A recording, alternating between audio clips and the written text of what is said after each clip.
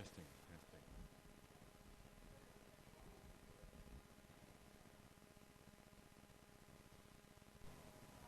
Test is are you coming back there tomorrow? You go. I mean, that's what we usually get. Okay, so we are we're sort of looking at the past and the present and the future, and if one way of looking at the evolution of things as we're trying to get sort of a picture of where things are headed, one way to look at it is, we had a past era of what you would call belief, but it was belief in the, in the mode of the childhood of the race, and we're currently passing through an epoch of unbelief, with the Enlightenment and this awakening realization of the power of the intellect, the power of the mind to penetrate the secrets of existence. And during this period of relative unbelief, there's a rejection of the certainties of the past, and a rejection of the possibility of there being other modes of understanding than simply through the mind. And so if we've passed from the stage of belief and we're going through belief, what lies on the other side is the big question. And what lies on the other side of the current, let's say, wave of secularism and rejection of religious certainties that now characterizes life in the West? Is it going to be a return to the belief before, in other words, belief to unbelief and then back to belief? Or is it going to be from belief through unbelief to understanding? And understanding is a deeper form of, you could say it's a deeper form of belief, or it's a deeper and more mature form of awareness. Or to put it in terms of another great philosopher, Hegel, who talks about there being a thesis which is followed by the antithesis. And then, but what follows the clash of thesis and antithesis is not a return to the thesis. It's a synthesis. And that's what we're passing through as well. The spirituality that humanity will experience a rebirth of under the influence of the Baha'i revelation will not be a return to the same spirituality that characterized the human race in the past. We can't turn back the clock to thinking the way we thought before. It can't be done. We're no longer children. We no longer think of the world the way we did. The way we think about spirit, the way we think about religion, the way we think about God, the way we think about who is the prophet and what is the role and nature of revelation. Moving into the future cannot be along the same terms as we had thought about them previously. So what exactly it will be different about it is the big question. And we're getting more into details of that in tomorrow's sessions.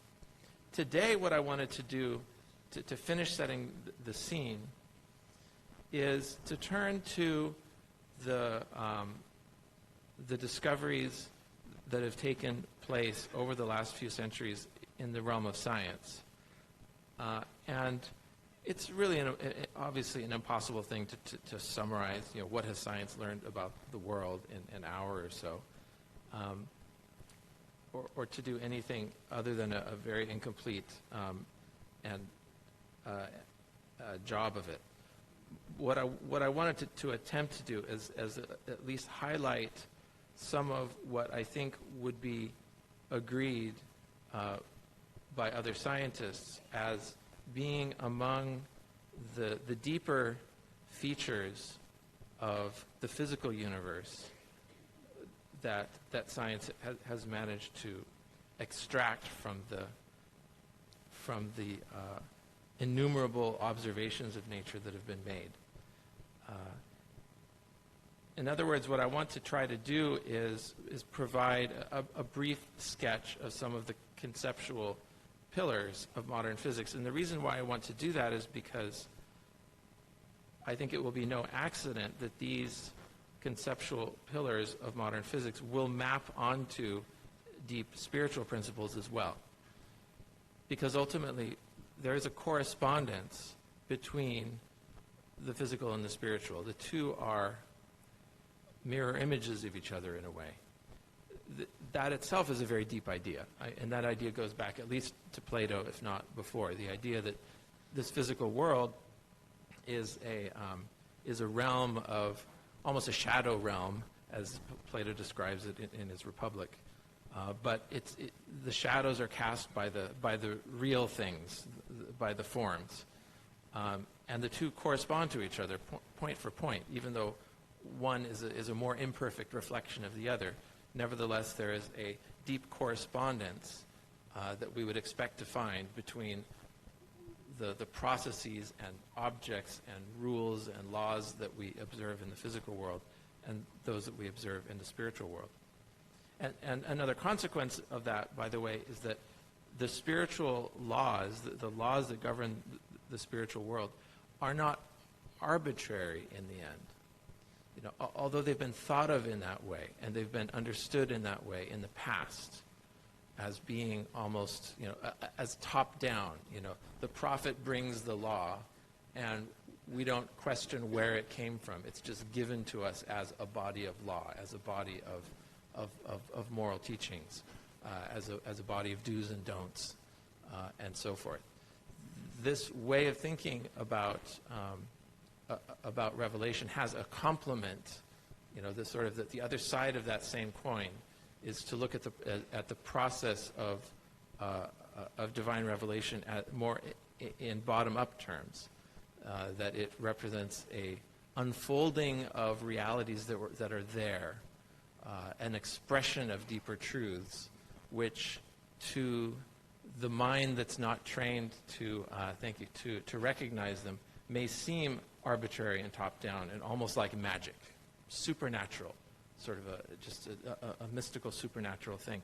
Whereas if you could see from that other point of view, if you could see from the point of view of the prophet, you would realize that what seems magical and supernatural from an everyday person's perspective to the perspective of the prophet is they're simply describing truths that they're observing. You know, they simply have a deeper intuition of the interconnections that proceed from the realities of things. We're going to return to this theme after though we go through this brief journey of some ideas in modern physics, and the first of them is the idea of relativity, and this is a particularly important idea to get across correctly, and it's very easy to get the wrong idea about this. And just the conversations I had with a number of people in between the sessions drove home for me the importance of trying to make this point as clearly as possible, that the idea of the relativity of religious truth is not at all the same as the idea of the relativism of religious truth. And although the words sound very similar, they mean completely different things. The relativity of religious truth, I think, is meant in the sense of the relativity of the theory of relativity that the image is a sort of representative of, which, without getting into too much detail, there's really two parts or two pieces to the theory of relativity. There's the special theory and the general theory. The special theory says that our measurements of space and time, of mass and energy, are relative to our velocity. They're relative to our own movement in space and time. The length of a ruler that I measure, going at the speed I'm going in the direction that I'm going, is going to be different from how another observer measures that same ruler who is traveling at a different speed, moving in a different direction. Now, at any speeds that we experience in our day-to-day life, the differences between those two measurements will be so small as to be unobservable. So that's why our intuition about things is that they're not relative. Our intuition about space and time is that these are very absolute, very clearly defined quantities, and everyone is on the same page when they talk about how much something weighs, or how long something is, or how much time has expired between two events. In our everyday lived lives, these are absolute quantities.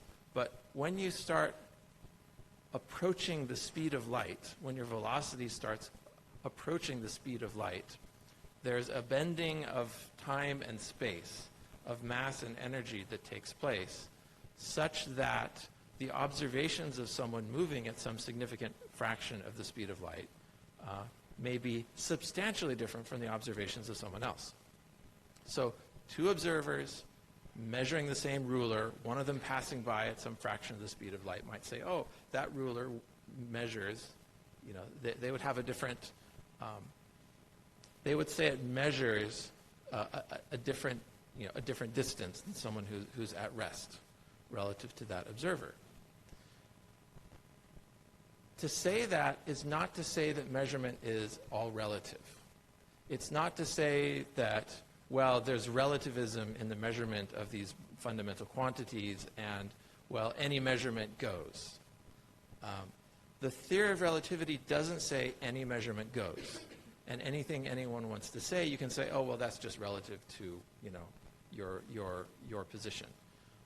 That's not what the theory of relativity says.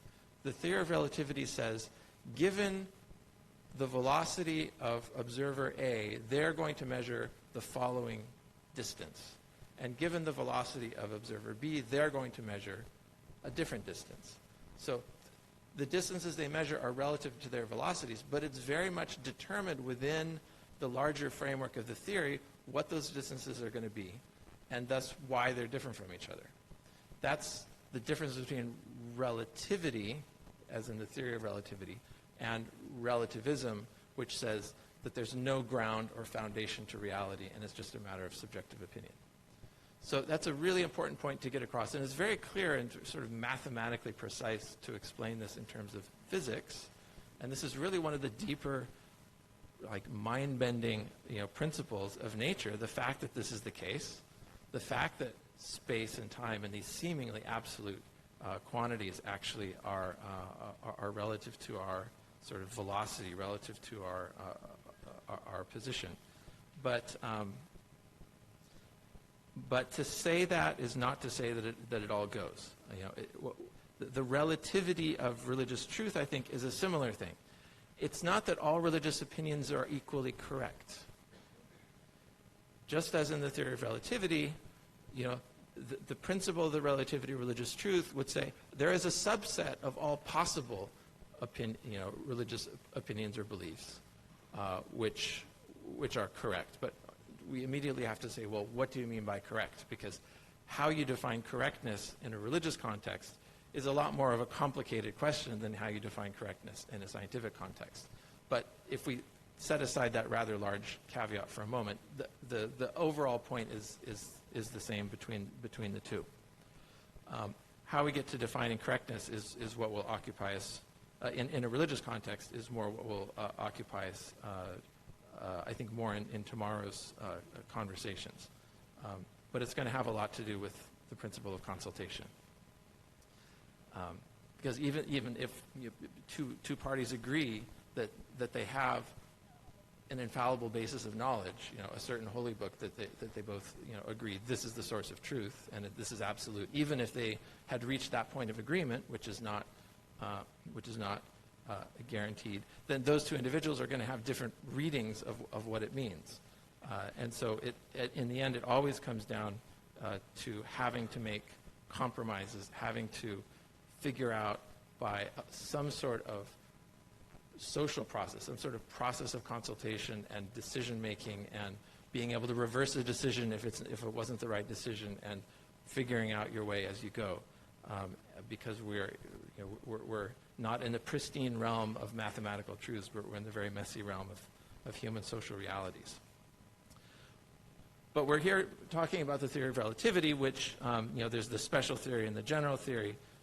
We don't have to say, I think, much more about the general theory, except that the general theory of relativity extends the special theory to the nature of space and time itself, and it shows how mass and energy can change the fabric of space-time, can sort of warp it in a way. But I'm not going to go much further in that because there's too much further ground to cover. And the next point is that of well, I have it in the wrong order, but that's okay. Just go ahead and click the next one, then you'll see them all up there. So relativity, complementarity, and symmetry are the three sort of big conceptual foundations that I wanted to say something about. The second one is complementarity. This is a very difficult one. They're all difficult, actually, to have an image for. You just sort of pick something that maybe gives you some sense of it. The idea of complementarity is it's like relativity in the way that it shows how, depending on your perspective, you're going to see something different than someone else will. But whereas in relativity, the difference is much more continuous. It's like, well, I'll measure this length and I'll measure some slightly longer length or something. In the case of complementarity, it's an even bigger difference. The idea of complementarity in physics could be summarized in something like the following terms: that no single perspective on reality, no single way of measuring reality exhausts the reality of that thing. That there may be multiple incompatible perspectives on reality that individually are correct ways of describing that reality. And in observing reality, you have to pick among these otherwise incompatible perspectives. For example, there are two ways of observing elementary particles. You can observe them as though they were particles, and you can set up your experiments so that they are measured as particles.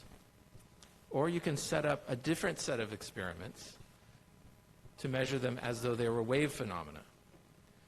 Now, something can't be a particle and a wave at the same time. They're two different sorts of things, and it's either one or the other. But the strange thing about reality at the elementary level is that it's kind of both and neither at the same time. It's a particle if your experimental setup is such that it will be measured as a particle, and it's a wave if your setup is such that it will be seen as a wave, which is the strangest thing. Even physicists don't understand this. I mean, it's one of the most, I think, mind-bending facts about reality, that there are multiple complementary ways of exploring and modeling reality. And these mutually irreconcilable perspectives can be equally valid. You can guess there's a deep spiritual truth hidden in this as well. This was phrased in one way by Niels Bohr, one of the great architects of quantum theory, who said that ordinary propositions are exhausted by their literal meaning. That's all there is to it. It says X and that's what it means. And the opposite of an ordinary truth is a falsehood. Deep propositions have the feature that their opposites are also deep truths. So you're on top of a deeper reality if you take the opposite of it, and that also ends up being a deep reality. It's only the shallow sort of truths whose opposites are false. So this is true at the level of particles and waves, which is, the paradigmatic example in the realm of physics of the complementarity principle. But it exists in other even more abstract forms within the laws of physics. And one can imagine, I think, readily how this idea maps into the ideas in the spiritual domain. How you can have spiritual frameworks, understandings of spiritual reality, which, if you try to line them up against each other, can seem quite incompatible with each other. But according to the principle of complementarity, it just may be the case that those two perspectives are equally valid. It doesn't guarantee that they're equally valid, because the principle of complementarity doesn't say that any possible take on reality is true. As with relativity, it's not a free license to have any sort of set of to make any sort of physical claims about the universe. Just as the principle of the relativity of religious truth is not a free license to make any sort of subjective claims you like and say, well, that's my truth, and it's just as true as your truth. There is, in other words, there is in the end a reality to which all of our models are referred, and which ultimately determines the truth or falsity of these models. The problem and the complication is that no one has access to that ultimate level of reality to be able to say in the end, oh, my model is a correct model because I've touched the truth and I can tell you, yeah, it pretty much resembles the truth. I mean, no one has the ability to say, I've contacted the truth and therefore my model is correct. So the only way we have of measuring the success or falsity of our models is through an imperfect human process of observing, hypothesizing, testing our hypotheses, going back and iterating and repeating the process in consultation with others. That's the scientific method. That's also the principle of consultation. The two are no different from each other in the end. And the two are the same at so many levels. I mean, both the spiritual principle of consultation in a Baha'i context, as well as this iterative process of the scientific method, both of them assume that, yes, there is some reality out there that we're trying to get closer to, and both of them acknowledge that direct contact with that reality is not even in principle possible. And so what we're doing is we're trying to get a good enough model. And our ultimate litmus test, our ultimate test of whether that model is good enough or not, we even take out the word, is it true or not, because that involves us in this whole morass of philosophical difficulties. If it's good enough or not, ultimately, will be determined by whether it works or not. Does it achieve its intended purpose? And that takes us out of the realm of dogmatic speculation and into a much more pragmatic realm, in which tensions and difficulties are resolved in an in-the-world, let's say, this worldly process, which has no real end point, because we never finish the process of modeling reality and trying to get closer to reality.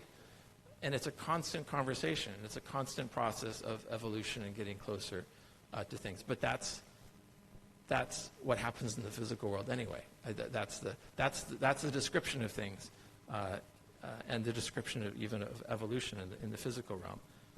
Why should it not be the case also in the spiritual realm? So complementarity and relativity both are ways of describing how the truth is described differently depending on how the observer chooses to describe it. Symmetry, the third of these principles, and the very closely related idea of invariance, is different from relativity and complementarity in that the symmetry of something resides in the object itself. For relativity and complementarity, it's all about the observer, the subject who's observing it, and how they decide to observe it sort of determines what is seen and what's being measured. With symmetry, the difference is in the thing itself. A snowflake is a great example of a symmetry principle, although no snowflake is perfectly symmetric in the way we like to think they are. This is a great example because it clearly has 6 sides. You can imagine rotating, this snowflake by about 1/6 and getting pretty much the same snowflake. Not exactly the same snowflake, but pretty much the same snowflake. Or you could rotate it by 2/6, or 1/3. Or you could rotate it by half. And in each case, you're going to get, or you could rotate it all the way around. Or you take that snowflake and you could flip it on its axis, into a third dimension and back into the page. And you get pretty much the same snowflake. So there's a bunch of things you can do with that snowflake that sort of alter it, that change it in some way. But in the end, you get back the same snowflake. Rotations and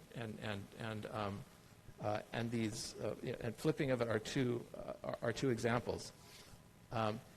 Other sorts of objects have different kinds of symmetries. If it was a circle, then the rotation could be continuous. You'd rotate it by any amount, 0.00275 degrees, and you get the same circle. It doesn't work that way with the snowflake. There are other sorts of symmetries like translational symmetries. You take that snowflake and you move it 3 centimeters to the right, and you get the same snowflake. It's like, well, that's obvious, but it's not. That's actually a pretty profound mathematical principle, that you take an object and you move it, a few centimeters in one direction, and you get the same object in the end. Not all objects are defined in such a way that you get the same thing after translational symmetry. So symmetry is perhaps well defined. The idea of symmetry is well defined by an idea of a snowflake, that there are certain kinds of symmetries which are discrete, and the operations of the rotations and translations can sort of get you back to the same place. But in the laws of physics, these symmetries are deeply embedded in ways we can't begin to describe here. But there are certain transformations in the mathematical realm that can be applied to objects and particles and fields and so forth. And those transformations get you back the same thing in the end. So there are symmetry principles which are abstract and which underlie many of the most fundamental laws of physics. And through the symmetry, the reason why invariance is a very closely allied idea to symmetry is that what really defines a symmetry is the fact that after you do a certain specific thing to the object, you get the same object back. There's a certain thing that doesn't change throughout the symmetry operation. So there's something persists throughout the operation. You might imagine where I might be going with this in the spiritual domain. There are certain spiritual realities for which there are symmetry principles that apply to them. If you translate one religion forward in time to the next religion, the idea is there's only one religion. It might seem different in certain superficial aspects. But there's a symmetry, a time translation symmetry principle, which Baha'is call progressive revelation. But if you want to put it in mathematical terms, it's a time translation symmetry operation. You go forward in time and you get the same thing. It's the same fundamental realities are expressed. You can talk about the oneness of the human race as a space symmetry operation. If you translate, if you swap two people, you get, something changes, but there's also something which stays the same. What's the thing that stays the same? Our fundamental spiritual reality is that our souls are repositories of the divine light. That's something we all share. That's something which makes us fundamentally the same. That's the foundation of the principle of the oneness of the human race. Behind that lies a symmetry operation, that if you swap one person with another, if you swap one soul with another, let's say, then in some way the configuration remains unchanged. Similar symmetry operations between one prophet and another. The way Frank Wilczek describes this, who is one of the architects of the modern standard model, he says it very beautifully in terms of the physical world. He says, the far-fetched idea that symmetry dictates structure. Maybe I even have do I have a slide on this? Could you try, let's see. No, I guess I don't. Okay, let me just read it and then go back to those other two slides. The far-fetched idea that symmetry dictates structure has become, at the unmapped frontiers of the unknown, our guiding star. It is an idea almost blasphemous in its audacity, for it claims that we can decode the artisan's working methods and suggests precisely how to do it. So Wilczek has this idea as a physicist that that understanding this principle of symmetry gives us one of the master keys for decoding the whole architecture of the universe. And I believe that likewise is one of the master keys to unlocking and deciphering the Baha'i writings and their relationship to past revelations. There is a principle of regularity and of a repetition of patterns that exists not only in nature, as we see in the principle of symmetry, but also in the spiritual realm, and between the natural realm and the spiritual realm. So there are patterns. Just take any walk out in the forest. Every tree is a deep spiritual truth. On so many levels, trees tell you so many lessons about the spiritual world. About how their roots are planted in the ground, which keeps them steady, and how they grow up towards the sun, and how trees are, certain trees, the great redwoods of California are really, their seeds are only germinated through wildfires. So, tests and difficulties end up, fertilizing the soil and enabling further growth. You could sort of go on and on about the spiritual lessons of trees. It's just one sort of example.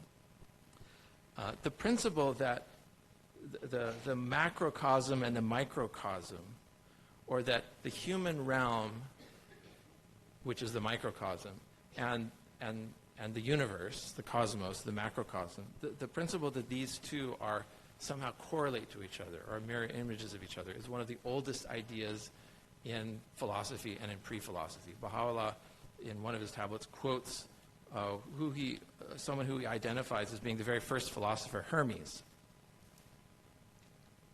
No one really knows who Hermes was.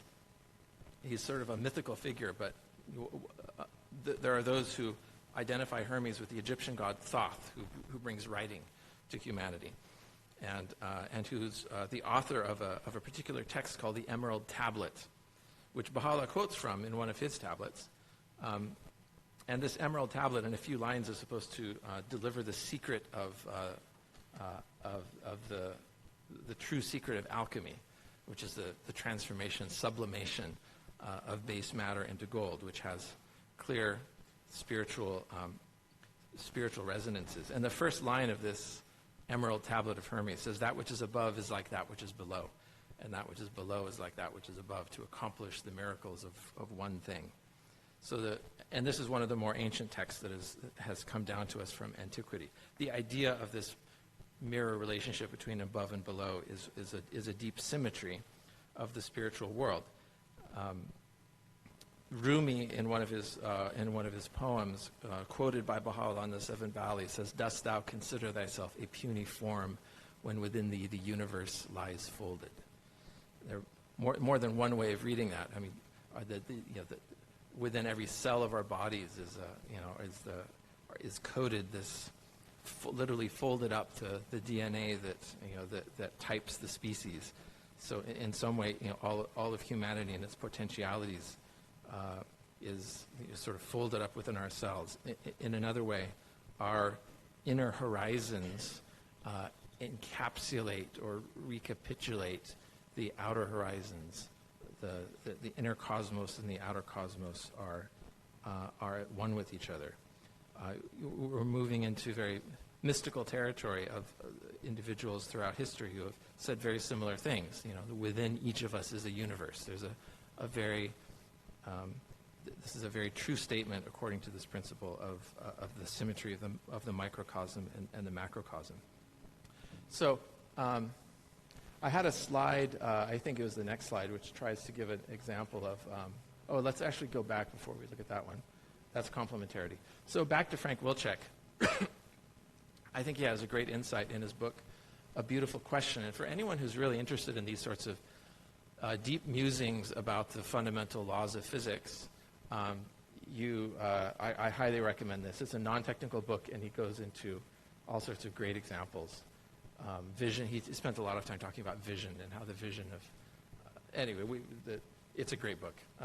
And one of the things he says in this book is, after describing symmetry and complementarity, relativity, invariance, he says these big ideas form the heart of modern physics. They should be, though they are not yet, central to modern philosophy and religion. And I think there's something behind that claim. And as we'll be looking, in a little bit, we'll start correlating these ideas, I think even more than we have with spiritual principles in the Baha'i writings and beyond. The next slide, or the one before, I saw this in the New Yorker. It's you may have all seen this sort of, is it a rabbit or is it a duck? And you may have also seen, is it an old lady or is it a young woman? So this kind of combines those two in a very clever way. So it makes the point doubly of a point about complementarity, which I think we can intuit. And that is, you can look at that shape cast on the wall as the head of a rabbit or as the head of a duck. But you have to sort of pick, your brain sort of switches between one and the other. And you can't see it as both at the same time. There's a switching process going on in your head, and you can see it as one, and then you can see it as the other. But if you try to sort of see it as both at the same time, you can't really do it. So it's kind of a principle of complementarity at play in certain things, in which there's different ways of mapping the meaning of a thing, and those different ways of mapping it may be incompatible maps, but each one is correct within its own framework, within its own viewpoint. Okay. So I've mentioned maps, and I've started talking a bit about maps, and I want to say more about them because it's going to, I'm not sure what slide we're on now, because it's going to be a major theme as we go forward. Here's how we can summarize some of the things about these three: relativity and complementarity, symmetry. We might be able to, and this probably, there's other ways to do this which are even better, but the ones that came to my mind last night in the airplane as I was trying to type out, how can I summarize these? One of them is, the relativity says that the truths one see are a function of one's degree of consciousness, or the spiritual principle of the relativity of religious truth.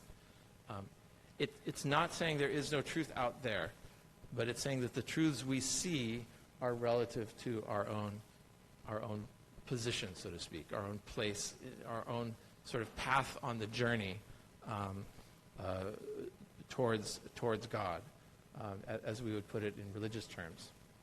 Complementarity is so well captured by this quotation by Niels Bohr, which I already read, and symmetry also is nicely captured, or some of the consequences of symmetry is nicely captured by this quotation by Frank Wilczek.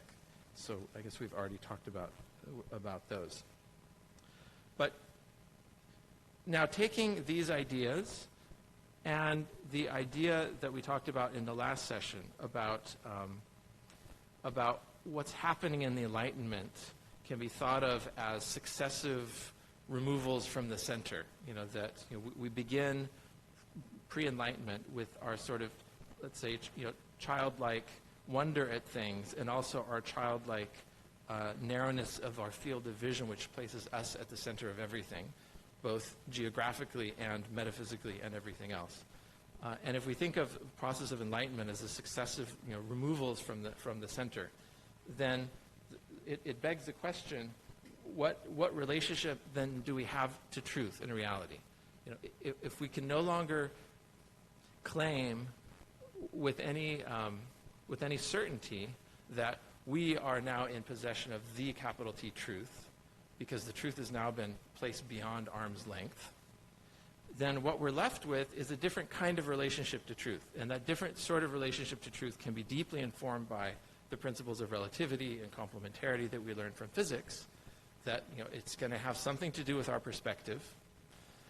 And furthermore, it's going to have something to do with successive approximation, that maybe we can get closer to it as we keep going, particularly as we keep going collectively and build upon the knowledge of past generations. But ultimately, what we'll be doing is only building models of reality and not actually grasping the thing itself. And while the difference may seem academic, it's a very important difference, because within that difference lies either the possibility of uniting the world or not. We're only going to unite the world if we admit the possibility that there are simultaneously true different descriptions of reality. We're not going to unite the world by making everyone believe the same thing about reality from the same perspective. It's not the nature of human reality that everyone thinks the same. The Baha'i faith is the faith of unity in diversity. It's not the faith of unity in uniformity. And how to preserve diversity in unity is one of the great, if not the challenge of the present age. There is a diversity of views on so many dimensions of human behavior, let alone questions of metaphysics and theology. And the question is, how do we find a point of unity around which we can rally? And if that point of unity is not common adherence to a common doctrine or dogma, then what is it? And that's, I think, the challenge that the Baha'i writings address and answer. But so back then to this question of how we're going to map reality. Our starting point then, if we can go to the next slide. Okay, so I think that's just restating what we've already talked about. Okay, so our starting point in sort of building up a new theory of knowledge, let's say, or how we encounter reality, is this statement of let's say, a posture of humility in relation to reality, as stated by Abdu'l-Baha. The essential reality underlying any given phenomenon is unknown. Phenomenal or created things are known to us only by their attributes. The qualities appertaining to this organism, he's talking about a flower, are perceptible to us. The qualities are perceptible to us, but the intrinsic elemental reality or identity of it remains unknown. You can imagine Abdu'l-Baha holding a flower as he's saying this. So we have no knowledge of the essential reality underlying that. We only know about it through its attributes. It's very similar to something that the great scholar Mirza Abul Fazl said when someone asked him a question about angels and about the reality of angels. And rather than answer directly, he said, well, to answer this question about angels, I have to explain to you about spirit, because they say angels are spiritual beings, and well, that just begs the question, what is spirit? And he then, I should have a slide for this, unfortunately I don't, but so I'll have to paraphrase it. But basically, Mirza Abul Fazl says, you have to understand that spirit is an abstract substance which is unknown, totally unknown in its reality, but known only through its action. So anything we can say about spirit, you can write all the theories you want to in a sort of Cartesian form, saying spirit is elemental or spirit is this or that, and then try to prove whether it exists or not. Or you could say, I don't know anything about what spirit really is, but I can look at how it's realized in the world and infer from things that I can actually observe that there may be something behind that thing that I'm observing. And I will forever remain, let's say, agnostic to saying anything dogmatic or definite about that thing. But I will say, on the basis of my observation of reality, on the basis of my personal experience of things, on the basis of my scientific investigations of things, it seems to me that there's something behind this phenomenon. A perfect example of this is the human spirit. Is is human behavior fully explained by the proposal that we are that our brains are just atoms? I know this is sort of opening up a huge can of worms in which there's a long discussion about that people have, intelligent people have had disagreements on.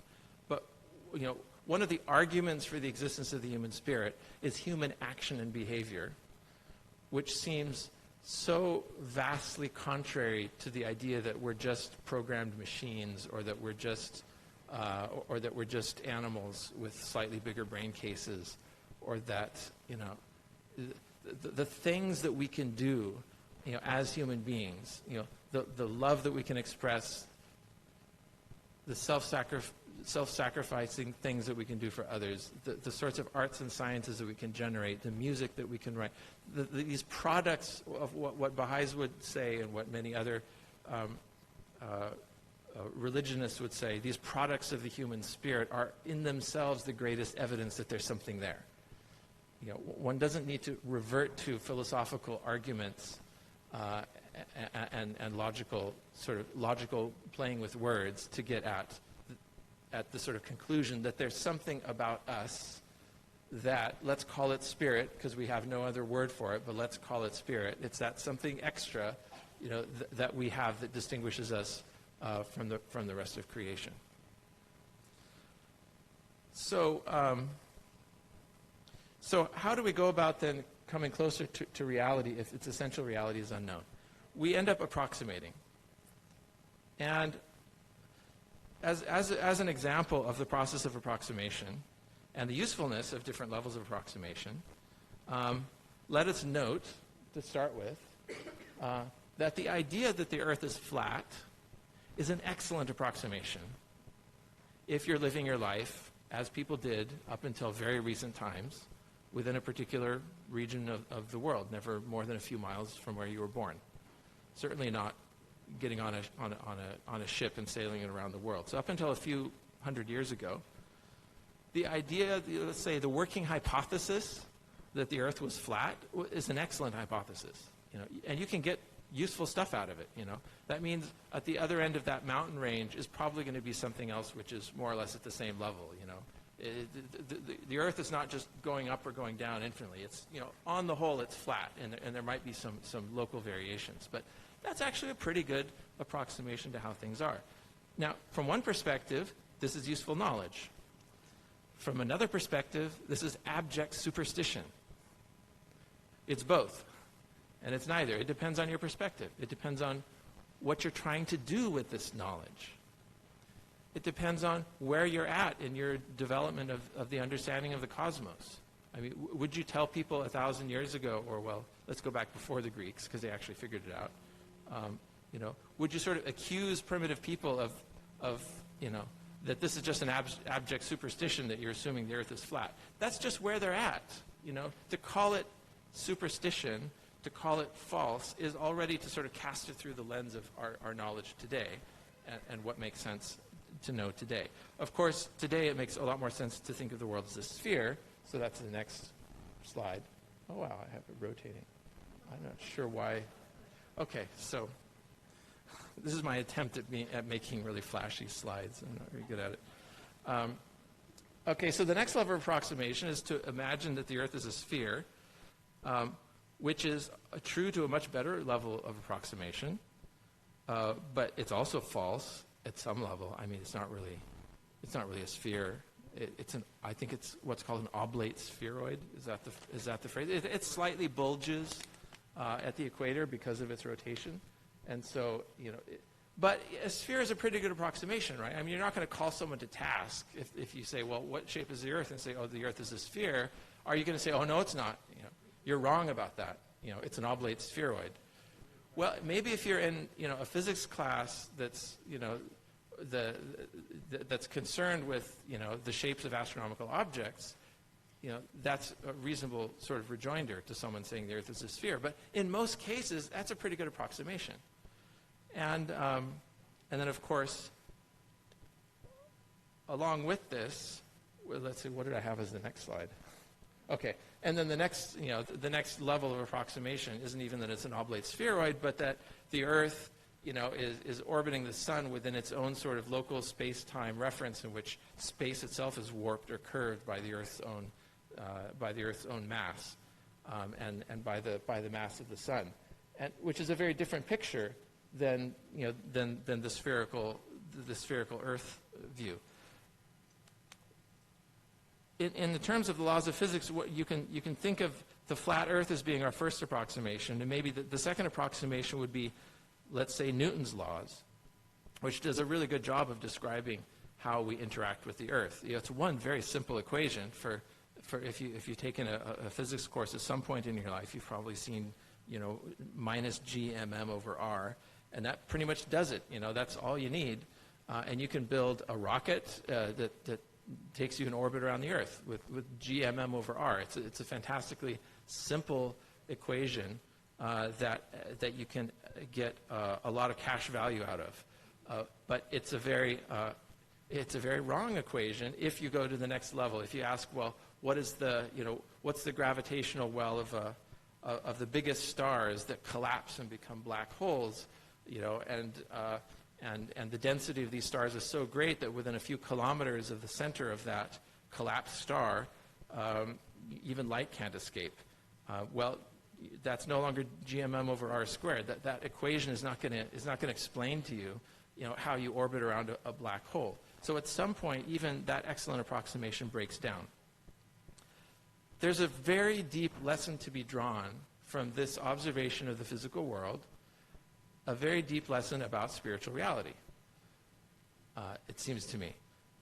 And that lesson has something to do with the fact that an approximation can be 99% right in terms of its usefulness, and it can still be 100% wrong in terms of, is this really does this really describe reality? Is this the final, is this the final layer of description? Not that we've reached a final layer of description. For all we know, and as we actually almost certainly know, even this third level of description of a curved space-time according to general relativity, we know that's wrong as well. We don't know in what way it's wrong, but we know it's wrong because it doesn't work when you try to merge it with quantum mechanics. And you have to merge it with quantum mechanics when you start talking about things like black holes.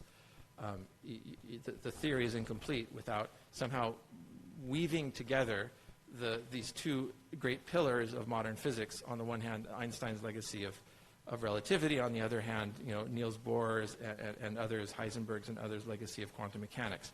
The two sort of branches of knowledge aren't speaking to each other. They're not on speaking terms yet. There are attempts at creating a dialogue between them, and perhaps the most promising attempt, according to many, probably most of the active theorists in this space today, the most promising attempt is to assume that reality at the fundamental level is actually not elementary particles, but rather extended one-dimensional objects called strings. And these strings can be either closed loops or they can be open, and they vibrate. And the different modes of vibration of these strings, don't ask what they're made of, but the different modes of vibration of these strings, give us the particles that we observe. That, in a sentence, I suppose, is the idea behind string theory, that reality ultimately is not, sort of the fundamental constituents of reality is not zero-dimensional points, but one-dimensional extended things or strings, and beyond that, sheets and two-dimensional membranes and so forth. But there's issues with that. Perhaps that will end up being shown to be correct. There are outstanding issues with string theory and still not at all any consensus on whether this is the correct final theory. Part of the problem is that no experiments have been devised which can distinguish whether this is a true theory or not. So it remains really technically within the realm of metaphysics and philosophy. I suppose that's a little bit denigrating, but I think it's true to say that unless you can devise some experiment to tell it to be able to falsify a theory is a pretty fundamental requirement of something being labeled and identified as a scientific theory. So we have a problem it's not a problem. It's just sort of the reality that we're faced with, is that we can only approximate reality. And we can come up with successive approximations that can be somewhat better. But we always have to realize that however good an approximation is, it may actually be kind of totally wrong from the perspective of the ultimate sort of truth of things. And, okay, if that's true, and it is very true with regard to the Earth, theories of gravity, and so forth, why is it not any more true in spiritual things? You know, is it possible that the theological concepts that we have brought with us from our ancient past, the idea of the Creator God, the idea of the human soul as a elementary reality separate from the body, these basic ideas, is it possible that these are the Newtonian approximations? They're true in the sense that they get you an awful long ways. You know, they're aligned with the ultimate reality. It's not like they're at right angles to reality. You know, they're pretty good approximations of what the ultimate reality is. But the ultimate reality is not that. Is it possible that there's other ways of thinking about the fundamental things like God and Spirit and Revelation and so forth that advance beyond the Newtonian approximation that we are all trapped within, whether we realize it or not? We're trapped within it because we don't realize there's other ways of thinking about these things. We think that this is the final word. And it doesn't... And it's easy for us to come to that conclusion that these traditional categories still hold and are still valid from a Baha'i perspective, through a Baha'i lens, because the Baha'i writings largely write about these subjects in the same vein as the Judeo-Christian Islamic mode. I mean, every Baha'i prayer is written addressing God as the object of worship who answers the prayers. He is the prayer-hearing, prayer-answering God. This idea of prayer as conversation with God is deeply embedded within the Baha'i writings. It's there. You can't sort of say that, you know, well, you can't dismiss it lightly because it forms, you know, let's say it's the majority share of the way that God is, and prayer and soul and so forth are described in the Baha'i writings. But it's not the only way it's described, and that's where I think some fundamental insights lie. If you look at the Seven Valleys, if you look at the hidden words of Baha'u'llah, he describes the divine light as something which resides within the heart, not something that's out there somewhere. He's describing a mode of divinity which is the subject as opposed to the object. It's as though the whole category of whether something is a subject or an object becomes incoherent when you're trying to describe ultimate things. And since our description, our understanding of God is cast in sort of the philosophical apparatus that we've taken with us from the ancient Greeks, it's hard for us to imagine God in some other way as a being who objectively exists, and for whom the question of, well, does it exist or not is even a coherent question. But if the idea itself, if this idea of God transcends all of these distinctions, and even to think of God as an object is already to assign an attribute to God. And the Baha'i writings tell us that God is beyond all attributes. We're going to get more into this tomorrow with actual quotations from the Baha'i writings. So let me veer back to the path. But we're definitely coming back to this very interesting and I think important topic tomorrow. So we're back to the fact that the best we can do is map things. In the physical world, the best map that we have, the best language we have to map reality is the language of mathematics. It seems somehow, mystically, that the language of nature is written in the language of mathematics. It was put very nicely by Eugene Wigner, and he puts it in the following way. He says, it is important to point out that the mathematical formulation of the physicist's often crude experience leads in an uncanny number of cases to an amazingly accurate description of a large class of phenomena.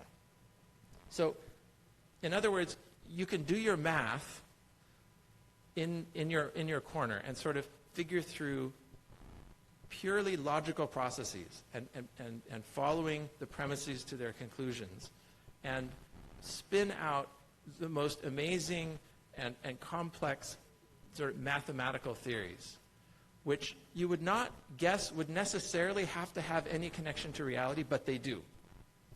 Somehow the workings of our mind which produce these mathematical theorems end up, as Victor points out, in an uncanny number of cases, to mapping onto reality as it exists outside of our own minds. So this correspondence between the laws of mathematics and the logic of mathematics and the actual world outside is, I think, for many mathematicians and scientists, perhaps one of the, I don't know, founding sort of thought, if it's not there explicitly, is there implicitly in the minds of practicing scientists. This idea that there is a correspondence between, between logic and mathematics and the physical world, and it's taken almost as a given. It's like it's a founding, metaphor of the, of science, that this language of mathematics is the language of nature. So, but the problem is, we don't have that language. We can't use that language of mathematics when it comes to, in the world, how do we navigate the world?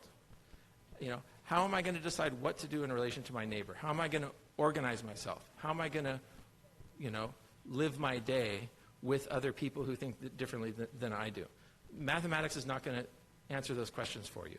So you need other sorts of maps, which are not the rational mathematical maps of the, these pristine laws of physics and science. You need to use not the language of mathematics, but human languages. And human languages are far less precise than mathematics and far more problematic. At the same time, they admit of far deeper expressions of far deeper sorts of realities. What did I have on the next?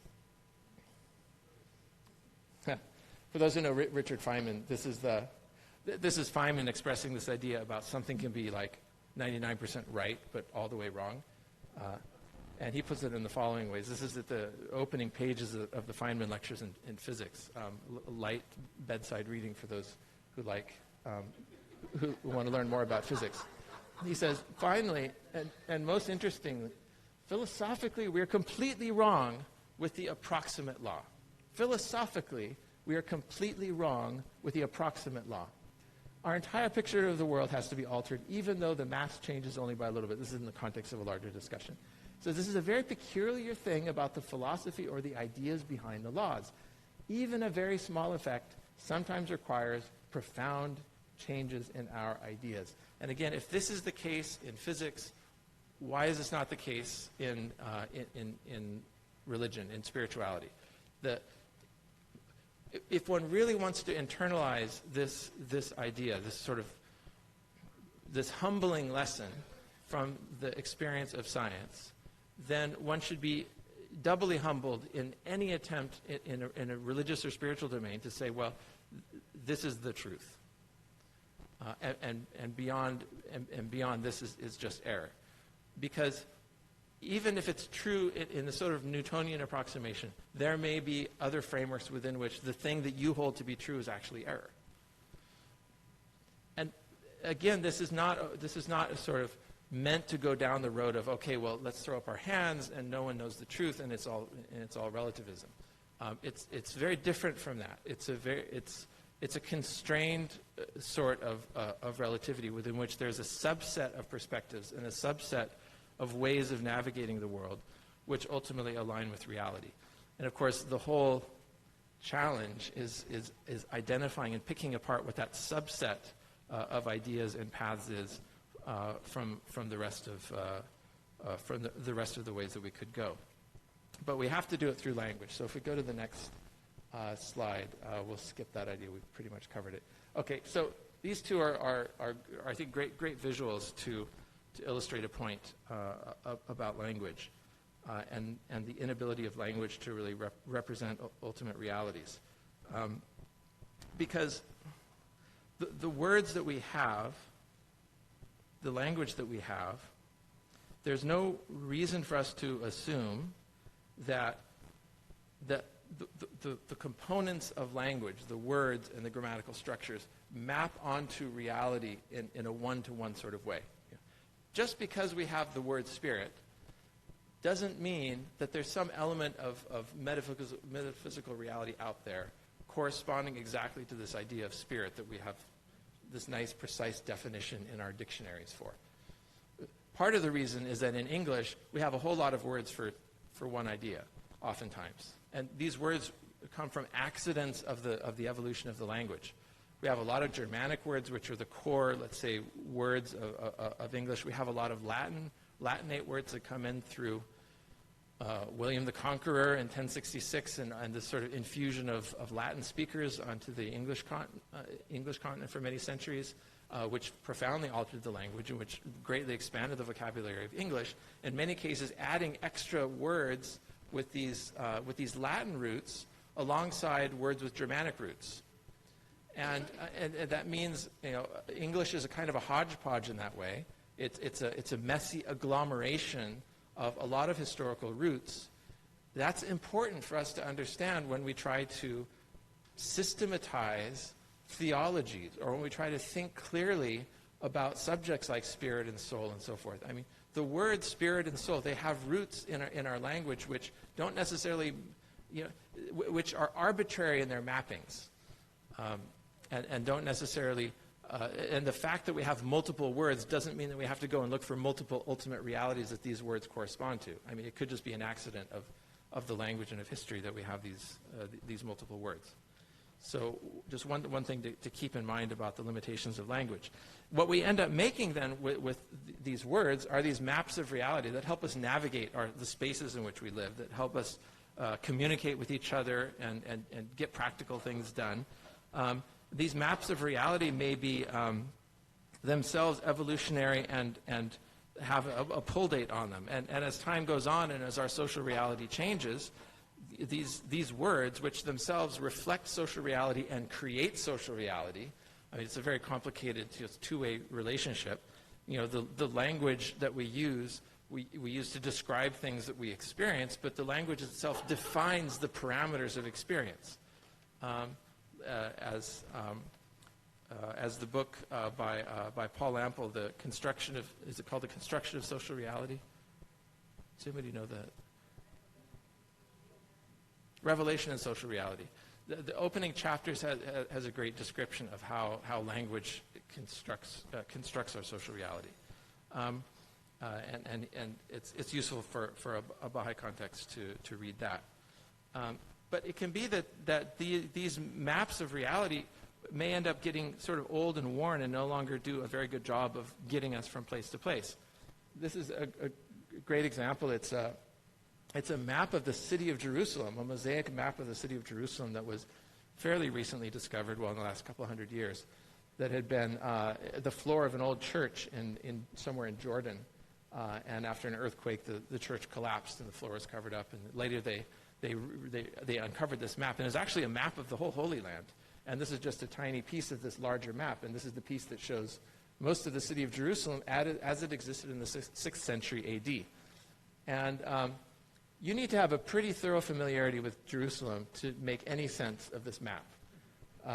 Because it no longer corresponds to just about anything that you can see in the city of Jerusalem today. If you've been to Jerusalem and have walked the streets and have a sort of a good intuition of it, then you would see at the far west there where that black pillar is, that's the Damascus Gate and the plaza in front of Damascus Gate, which actually exists today. So that's one element of this map which is still there. You go through Damascus Gate and you're going to see that big plaza.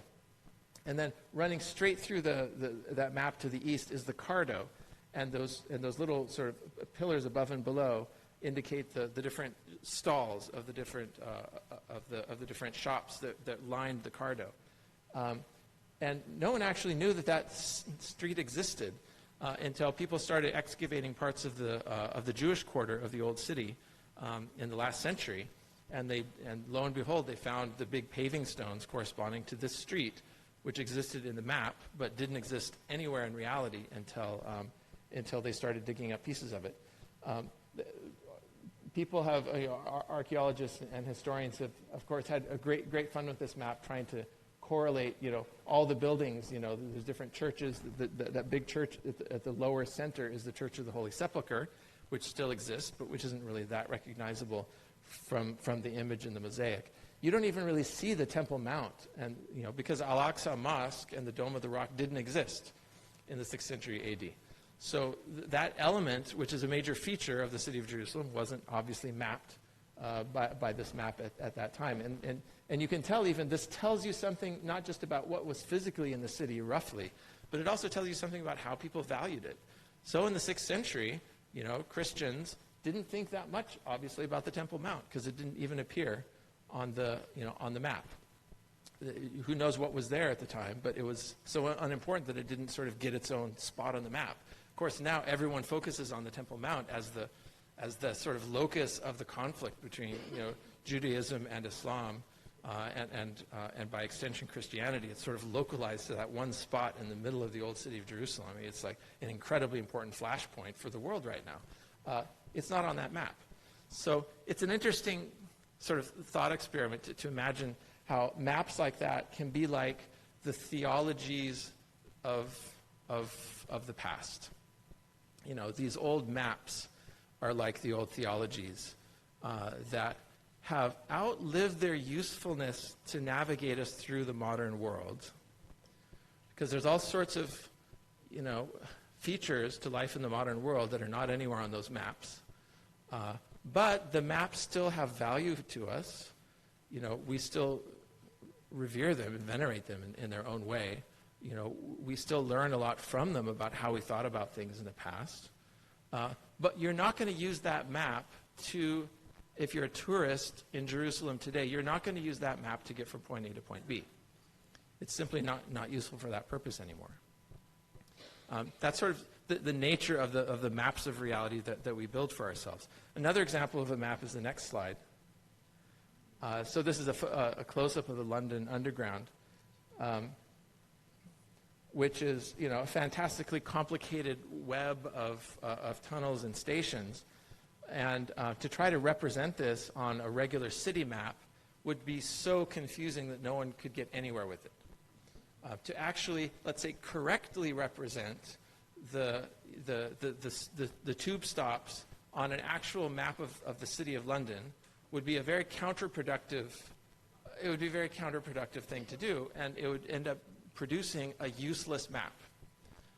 Now you might say, oh, but that's the correct map because you're actually putting the tube stops on top of the actual point in the city, But no, in this case, as is the case, I think, in religion, the correct points are not necessarily the correct points. I mean, the right places to put the points in the map are not necessarily the points where they're the geographically correct points. The best and most useful map of the London Underground is something like this, where you simplify things that can be simplified because it allows you to navigate that space better. And one of the things that's simplified is, whether it's straight or curvy in this section or not, let's just get rid of that. Let's just make them all straight lines where we can. It's just easier to read. Let's not worry about distances. If the distance between station A and station B is 2 kilometers versus 200 meters, we're not going to worry about that either. We're just going to put a tick mark where there's a station, and so forth. If this station versus that station looks like it's east of that station on the map, well, the reality may be that the two stations are oriented opposite, that one of them is actually west of the other one instead of east of the other one, which is the case for a lot of these stations. They aren't even giving you the cardinal relationships correctly. So it's getting it wrong in the distance, it's getting it wrong in the cardinal directions. It's just a mess, right? It's a big distortion of reality. But that's not how we look at it. We look at it as a very useful way, the most useful way, and the most efficient way of getting from point A to point B in the City of London. There's no better way to do it than to use this map. So does this tell us something about theologies, about religious systems? If there are maps to navigate the human world, and there are maps to navigate us in our individual spiritual paths from where we came from to where we're going, which is the same point, which in the West we call God. You know, if religions are maps in our spiritual journeys, they're going to be useful to us to the extent that they simplify things that can be simplified and just make it clear to us where it needs to be made clear. So there can be ways in which the descriptions of reality may not be, well, technically correct if you want to get technical about it, but you have to have a different perspective on what the point of the map is. And that brings us to an idea that I was going to discuss it later, but it fits in here very, very well. And it's a point that Baha'u'llah makes about the nature of his own revelation. I have not seen Baha'u'llah write about his revelation saying, I have delivered to you the final truth. He never says that. The metaphor he gives, the primary metaphor he gives, and it's in the tablet to Monarchy Sahib, to his Zoroastrian friend, who was not a follower of his, but wrote to him and asked him a bunch of theological questions. And Baha'u'llah wrote to him in response. And in one sentence, or in a couple of sentences, he answers all the theological issues. And it's the most... do we need to take a break? Okay, we'll take a break after I say this thing, and then we'll break and come back. What time is it? How are we doing here? We're doing good? Okay.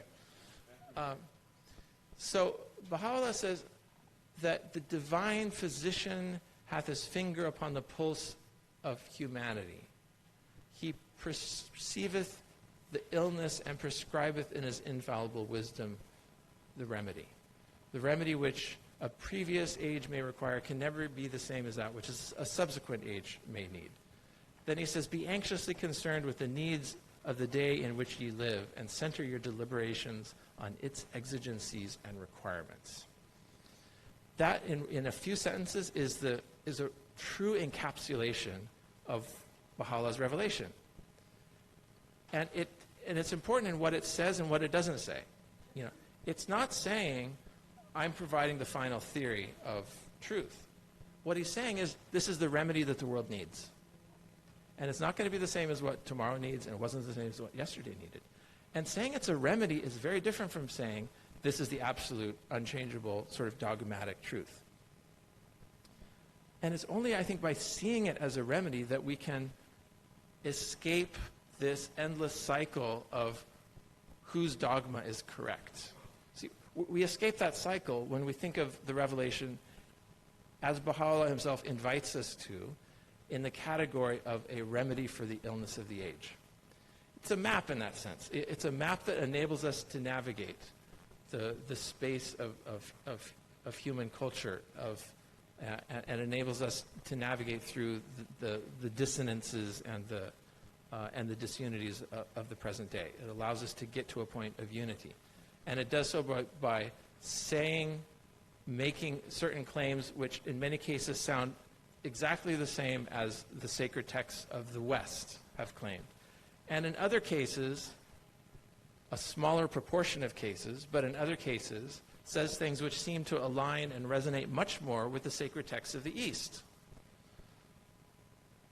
East and West have never really come together before theologically. They've always been seen as completely incompatible. I mean, one of them is very monotheistic, and the other is either atheistic or agnostic, or not about a creator God in any way, shape, or form.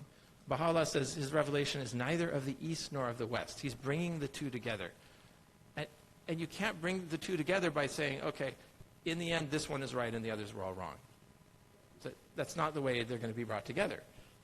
The way that they're going to be brought together ultimately is by providing us with a framework for understanding the relative truths of these different ways of looking at the world.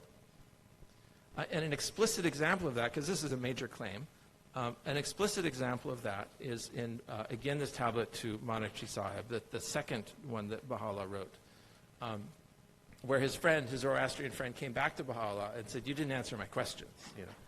He wrote this beautiful paragraph encapsulating the whole thing, and his friend came back and said, you didn't answer the questions. And Baha'u'llah comes back and says, okay, the answer to all your questions, there were 9 questions. The answer to all your questions was in this statement. But let's go back and, let's look at it in detail. And one of the questions that was asked of Baha'u'llah by his friend was, and it's an incredibly modern-sounding question.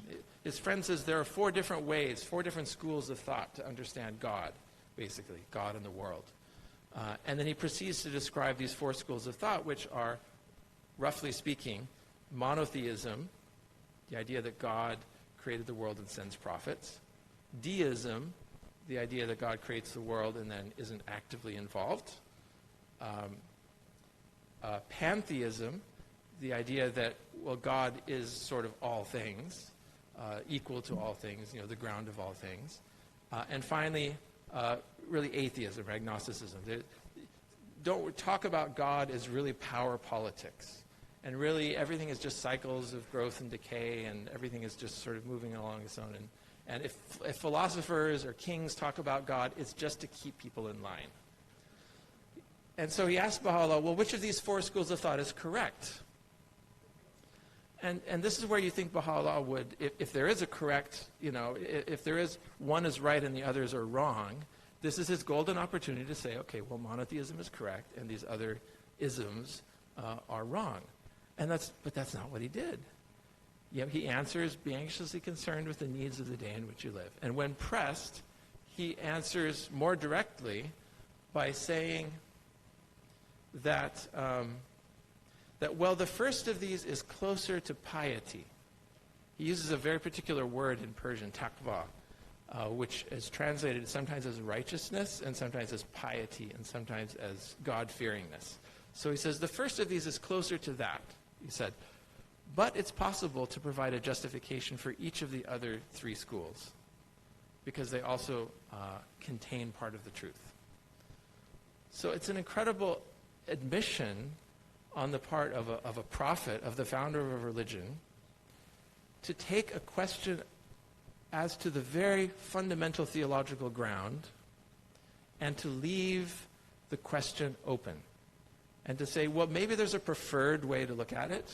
That's kind of his nice way of saying, there may be a preferred framework, which is really concerned with the exigencies of the day more than anything else. But there are other ways, there's a justification for these other ways of looking at things.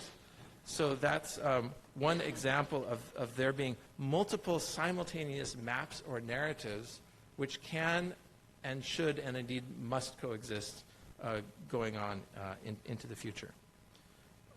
Now, did the lights go on because we need to take a quick break?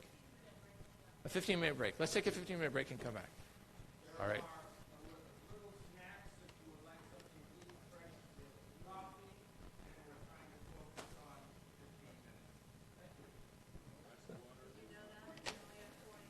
Good. I didn't know I only had 40 minutes, so wow. Okay, this is going to go fast. Oh, no, this can be done. Okay, this can be done.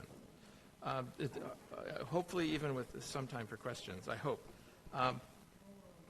So we're talking about maps of meaning. We're learning something about from the realm of physics how any way we want to describe the universe is relative to, in some way, to our own position within it and movement within it. And there are actually, different frameworks of description which may not even exist simultaneously, and be incompatible in some way, but nevertheless be true. Both be true. And this is the case in science. It's also the case in human language. We can think of human language as mapping for us realities, especially systematized groups of words, like philosophies, religions, as systems of knowledge and practice, as we sometimes find it described in Baha'i statements, and these systems can take the place of, or take the form of of frameworks or maps which seem incompatible with each other at any given point in time. And it's rendered even more complicated by the fact that these maps have a sort of age appropriateness to them. And as our civilization evolves, different maps may be more or less appropriate at different points in time. And so we have both an issue of the time evolution of language and human society, which complicates, what are the maps to use, and it's even more complicated by the fact that at any given point in time, we have different maps in space, so to speak, the space of human cultures, the space of individual viewpoints and understandings. And if that weren't enough, there's a problem with language itself. Even if we could think of the individual elements of language as the correct elements of reality from which we construct these maps, the problem is that the words themselves, out of which we construct these maps, are themselves. There's no guarantee that they carve nature at their joints, to use a phrase by Plato. And as wonderfully stated by D.T. Suzuki in the 60s, he says, "We humans have the bad habit of giving a name to a certain object with a certain number of attributes, and we think that this name exhausts the object thus designated, whereas the object itself has no idea of remaining within the limit prescribed by the name. The object lives, grows, expands, and often changes into something other than the one imprisoned within the name." I mean, perfect name here is religion. "We who have given the name to it imagine that the object thus named forever remains the same, because for the practical purposes of life, or for the sake of what we call logic, it is convenient to retain the name, regardless of whatever changes have taken place and might take place in it. We become a slave to a system of nomenclature we ourselves have invented." So it's something we have to keep in mind at all times in talking about these things also, is the limited nature of the words and concepts themselves. And they're slippery in a certain way. They're slippery in time and in space. In the Baha'i writings, we find similar descriptions of this fundamental limit to language and words to describe reality. Baha'u'llah in Gleaning says, "How great the multitude of truths which the garment of words can never contain. How vast the number of such verities as no expression can adequately describe, whose significance can never be unfolded, and to which not even the remotest allusions can be made. How manifold are the truths which must remain unuttered until the appointed time is come, even as it hath been said, not everything that a man knoweth can be disclosed, nor can everything that he can disclose be regarded as timely, nor can every timely utterance be considered as suited to the capacity of those who hear it. Of these truths, some can be disclosed only to the extent of the capacity of the repositories of the light of knowledge." So there's and this forces one to take, I think, a sort of pragmatic view about language. And I think Baha'u'llah does that in a way. In a way, I think Baha'u'llah's method can be thought of as a form of spiritual pragmatism. He understands the limits of language. He understands the limits of the audience. He understands that there are certain needs of the day which need to be met, and he prescribes the remedy in accordance with those needs. He's not trying to fit reality into some Procrustean bed of previous ideas about it. He's not trying to drop into the world more than it can hold. Even if he has access to that full totality of divine facts or celestial truths, he's pragmatic enough not to try to deliver it into the world, because he knows that the world isn't ready for it. And so as we know, and as he has stated explicitly, there is much that is left unsaid. And that, I think, also inevitably has to give us a certain posture of humility about things. We know that it's not the final word, and we know that it's not complete. It's complete enough for the needs of the day. That much we can say. It's the remedy for the world that that in that very localized sort of sense, we can say, well, this is true and this is complete and this is what is needed. But the moment we go outside the localized needs of time and place and the exigencies of the day, we can no longer say anything in particular about it. So a couple other ideas on this from a prayer of Abdu'l-Baha with which we may be familiar. He says, "Reveal then thyself, O Lord, by thy merciful utterance in the mystery of thy divine being, that the holy ecstasy of prayer may fill our souls, a prayer that shall rise above words and letters and transcend the murmur of syllables and sounds, that all things may be merged into nothingness before the revelation of thy splendor." Such a mystical passage that invites us into a space of understanding which transcends the words and the letters. We see, through this sort of a lens that language is at best a carrier of something else.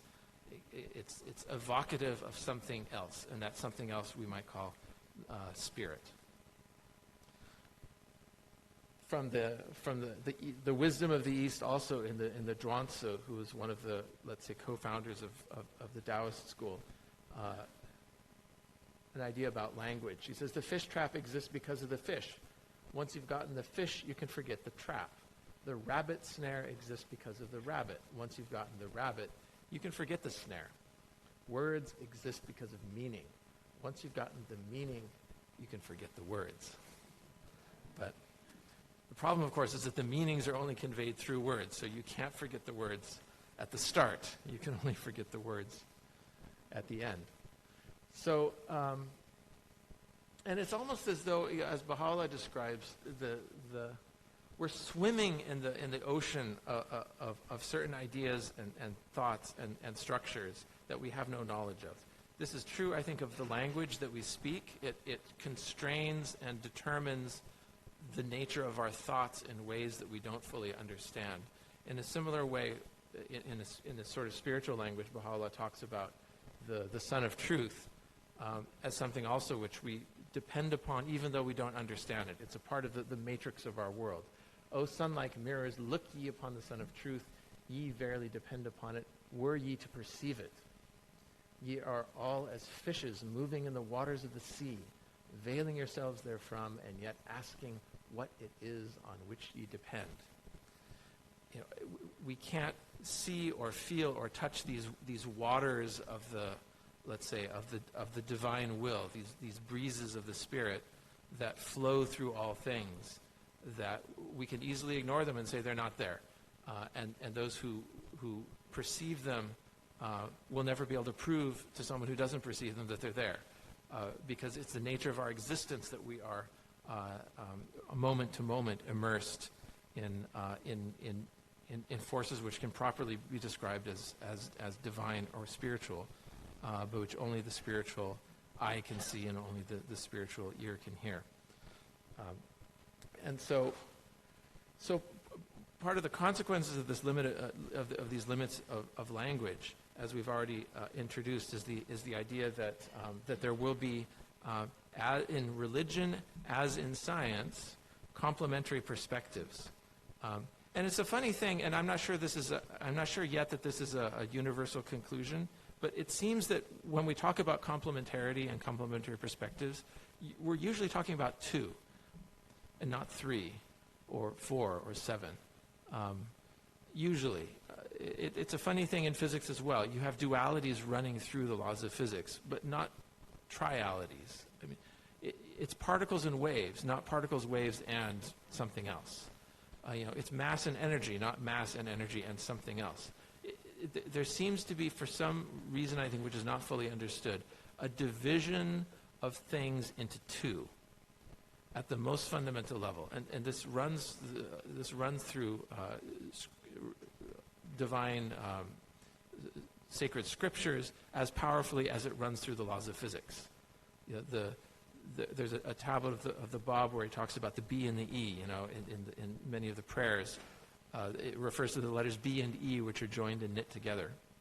And there's a tablet of the Bab where he identifies what the B and the E are. He says, through the B, God created the substance of all things, and through the E, he created the form of all things. He said the B is the father the father of all things, and the E is the mother of all things. I can't remember. I might have switched their positions. He basically lines up the B and the E with fundamental structural elements of creation, and that fundamental duality of things seems to be a feature of the physical world just as much as it is of the spiritual world. And that duality of things has with it the convenient metaphor of a sphere, which represents the polarity of these of dual ideas particularly neatly. Because in the metaphor of a sphere, you can only ever see at one moment one hemisphere. You can't see, well, I guess you can have a transparent sphere, but forget about transparent spheres for the moment. And the sorts of spheres that you normally encounter, you're only going to see one half of it at a time. And to see the other half of the sphere, you have to turn the sphere to see the other side of it. And when you do that, then the first hemisphere now is out of the field of your view, and you're only seeing the other hemisphere. So like the far side of the moon, you can only see half of the moon at one time. Of course, in the case of the moon, there's only ever one face of the moon that's turned towards us for interesting reasons of tidal forces. And it was only until very recent times that anyone even ever saw the far side of the moon, which, I don't know, there may be some interesting spiritual lesson in there, too, that there may be sort of far sides of the moon that we haven't yet even considered, other complementary perspectives to things that human thought has not yet reached to. But the idea of complementarity is very much embedded in this letter from Shoghi Effendi, which I think I referenced earlier today, written to someone who had expressed concern about certain aspects of the teachings which seem to be in tension within each other. And he says one might liken Baha'u'llah's teachings to a sphere. There are points poles apart and in between the thoughts and doctrines that unite them. For me, this is one of those guiding stars, one of those, if I had to pull out a half a dozen sort of guiding, quotations that really sort of lay out the fundamental elements of a worldview that I'm trying to sketch for you. This I think would be one of them. Moving on, so this is just for your reference the passage in the Tabernacle of Unity where Baha'u'llah talks about the four schools of thought, and it's a very long passage, and so it's just sort of abbreviated here. But this is where Baha'u'llah says one can provide a justification for the tenets of the other schools.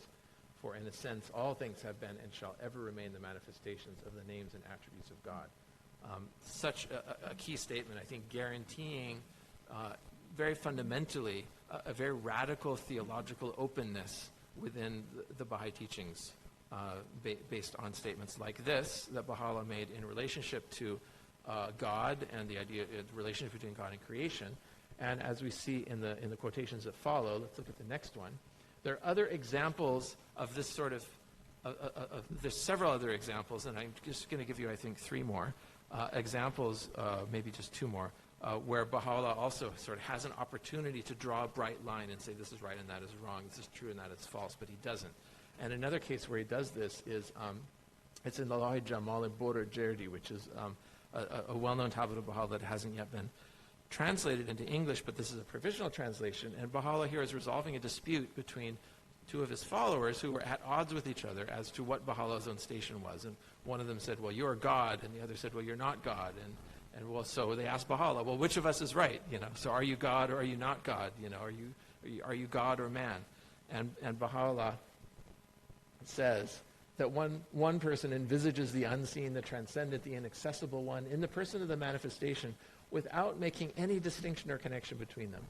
Others there are who recognize the person of the manifestation as the appearance of God and consider the commands and prohibitions of the manifestation to be identical with such as originate with the one true God.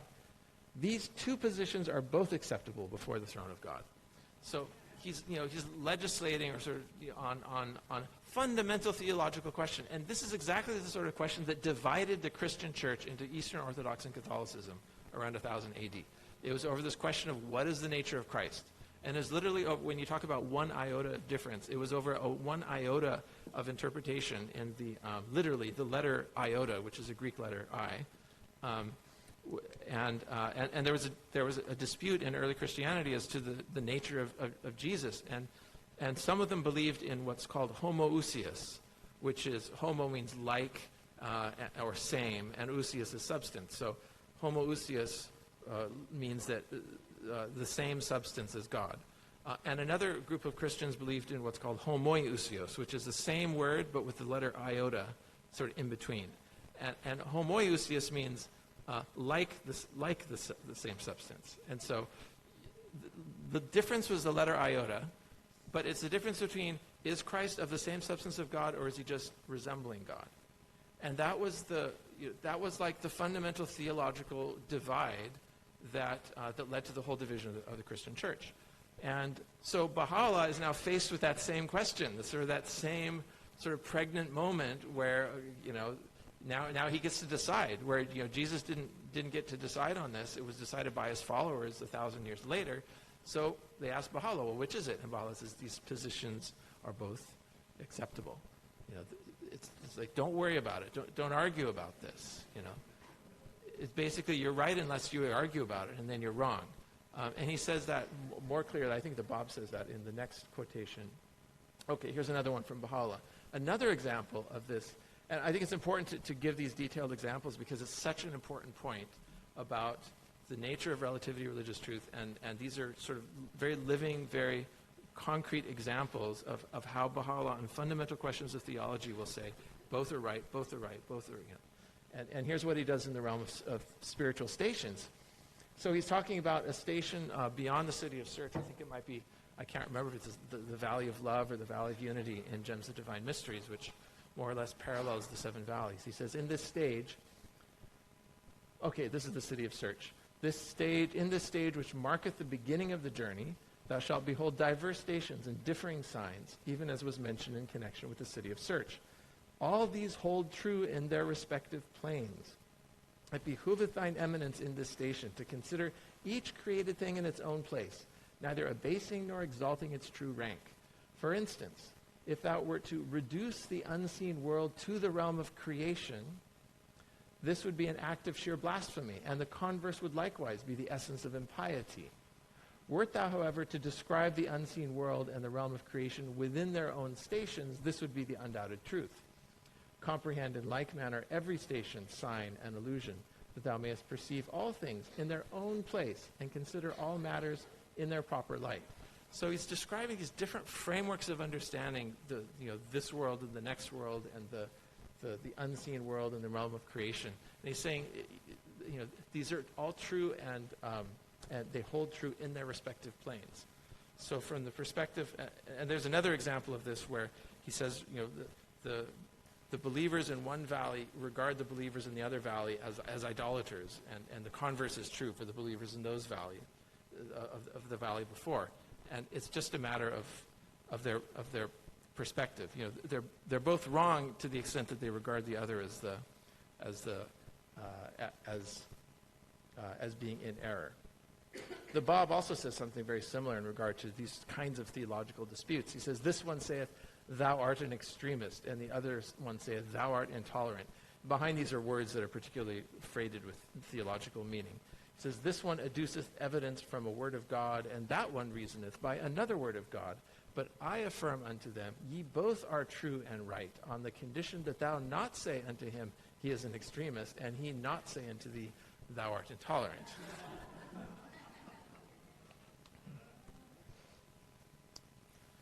So I think that, okay, so that is all well and good until we reach the problem of, okay, we're now in the world, and we have these competing theological narratives, and maybe we're okay, maybe we're on board with this idea of not trying to sort of to legislate between them and say this one is right and that one is wrong. Maybe we're okay being easy on questions of theology and not getting into arguments about it. But there lies the problem, the very practical problem, that here we are in the world, and now we have to govern ourselves, and now we have to decide on the basis of these theologies, what are we actually going to do in the world? And when it comes to actually deciding what to do and actually producing legislation and producing laws and enforcing those laws and so forth, now we have the problem now is a different sort of a problem, because you can't just say, well, let's just let's just not argue about it and go home, because a decision has to be made. The government has to decide whether action A is punishable or not, and that's the essence of the human problem and the practical problem when all of these when these otherwise incompatible theologies come to intersect in the world. So, a great example of that is, well, what do you do when the scriptures of religion A say something about the station of women, and the scriptures of religion B say something else about the scripture of women, about the station of women. And so what rights do women have? And at this point, you can't just say, well, let's just not argue about it and go home. A decision has to be made. Legislation has to be enacted. What are you going to do? And that's where there has to be a way of getting from the sort of the level of theological differences to a level of some form of unity in the world of action. And this has never been done successfully before. And this is sort of the hard problem. The easy problem, I think, is saying, look, we only have imperfect understanding of reality, so we should just be a little bit humble and not insist on our versions of these theological truths. That's actually the easy part. As mind-bending as it may be, to have to let go of certain ideas which we considered as being, absolutely true beyond, in a very black and white sort of a sense. But the far harder problem then is, once we're thrust into the world, and we have people who look at the world very differently, and the differences in the way that they look at the world are based upon these different theological interpretations, then we have to find a different sort of point of unity. And that point of unity if that point of unity is not going to be common adherence to a sort of to a dogma, if the point of unity is not, okay, everyone is on board with the Nicene Creed, and so from that we can get from the is to the ought. We can get from what we all agree is the case to what we now ought to do about it. The point of unity for in the case, I think, of the Baha'i revelation, what's its perspective on unity? How is unity to be achieved? How are we going to find unity of action in the world? That unity of action has to be in a way that preserves the essential diversity of the human experience and the essential diversity of different perspectives. And this is where, as I mentioned before, it's easy to say, well, the solution is consultation. The solution is intersubjective agreement. The solution is recognizing that people are subjective and have their own points of view, but they're committed to a common process. They're committed to a common sense of respect for the other, which has to be in place. And that common sense, not just respect for the other, like you're another person and I have to respect you because otherwise, you might do something bad to me, but respect for the other in a much deeper sense, that one recognizes some aspect of the divine in other souls. And that's, I think, where a secular solution by itself is probably not going to work, because it doesn't provide us with the sufficient motive force to enter into the difficult work of consulting and deciding what to do, deciding to act upon a common course, to take up a common course of action despite differences, which will remain after the consultation. Because the consultation doesn't mean that people no longer hold these views. The consultation just means that an agreement has been entered into in which people agree to act in unity, however they might have thought about it coming into it. And one has to set one's own opinions aside after the consultation. And one can only do that, I think, with a real, with a revolution in consciousness, an advance forward in consciousness, which enables us to see the process of consultation not so much as the competition between sort of irreconcilable different minds, but as a harmonization of points of light, if each soul is a spark of the divine, then one's relationship to that person in a consultative context would be very different than if one just sees someone as, well, you're another person, maybe we're the same species, maybe we have some social contract, that sort of that gets us through the day or something like that. But to get to the level of unity that we need in a way that preserves the sorts of differences that need to be preserved, I think requires a different way of relating to the other, a different way of relating to those to whom we may sit opposite in a position of consultation. And that's where I think a sort of this deep understanding and relationship of the fundamental connection between souls as both being fundamentally divine in nature will be at least one part of that. So I think that might be, and this is really a very pragmatic sort of point of view. Again, sort of referring to this question of pragmatism. It's not the point of unity that we can reach in the world ultimately can't be brought about by issuing dogmatic finalities, but it has to be done through this process of consultation. And one can't mention this without mentioning that it's a staged process, and there's consultation at the local level all the way up to the highest level, and it's ultimately the consultation that takes place at the highest level, at the level of the House of Justice, that ensures the unity of the entire community in the end. That whatever people may believe, there's however people may feel about subjects, there is a final word that's being said that everyone agrees to cede a certain amount of their own, let's say, individual autonomy for the sake of the unity of the whole. And so the House of Justice then has the power and is given the power in a way by everyone in the world to make the final choices on issues that otherwise would have riven the body politic into pieces. So that's, I think, probably enough for the day. And what we'll and we'll maybe have some questions. And then what we'll be doing tomorrow is looking in even more detail. We started bringing out some of the Baha'i writings and this question of complementarity.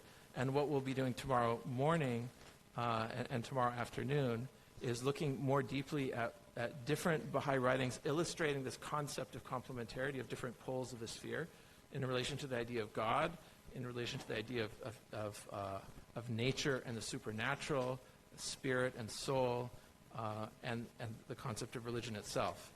And then we'll be discussing at the end an overarching narrative, really the narrative of the circle and of arcs of ascent and descent, which can, I think, pull all of these ideas together. So, thanks for listening up until this point. Are there questions and thoughts?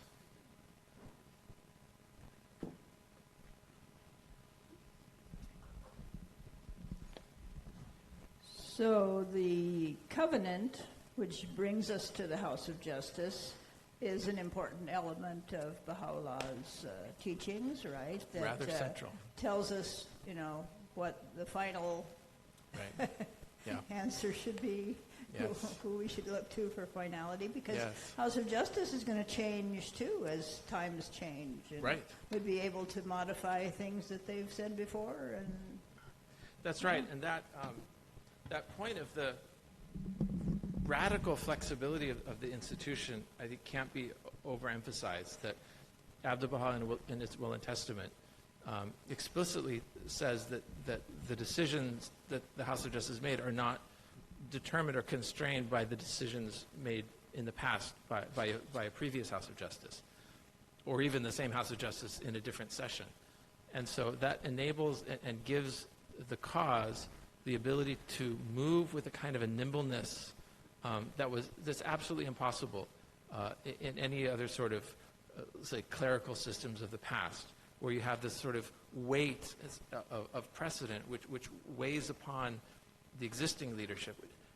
The Pope, for example, has to take into account pretty much all the statements that past popes have made, because there isn't this idea that a pope can reverse a statement that a previous pope made, because their concept of infallibility is such that it excludes that possibility of change or reversal.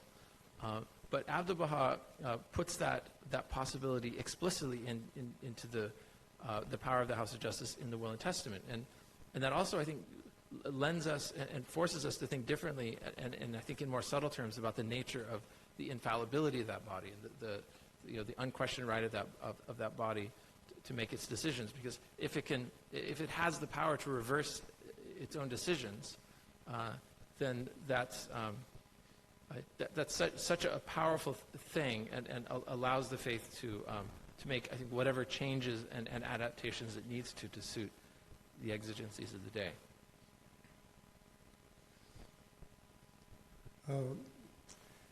Looking at some of these things from physics, physical realities, relativity, complementarity, invariability, and so forth, as being principles or things that we learn within physics.